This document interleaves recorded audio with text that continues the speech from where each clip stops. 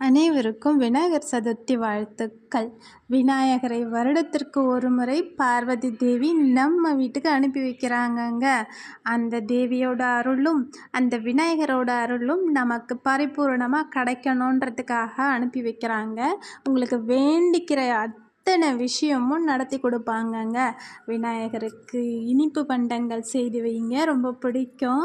அவர்கிட்ட வேண்டிக்கோங்க. உங்கள் வீட்டில் அட்லீஸ்ட் அவரை ஒரு 3 நாள் இல்லை 5 நாளாச்சும் வச்சுக்கோங்க. இன்னொரு முக்கியமான விஷயம் என்னன்னா, ஏதாச்சும் பெரிய நல்ல விஷயம், நல்ல வேண்டுதல் வச்சு அவரை ஒரு வருஷம் உங்கள் வீட்டில் வச்சுக்கிட்டிங்கன்னா அந்த காரியம் நிச்சயமாக நிறைவேறுங்க.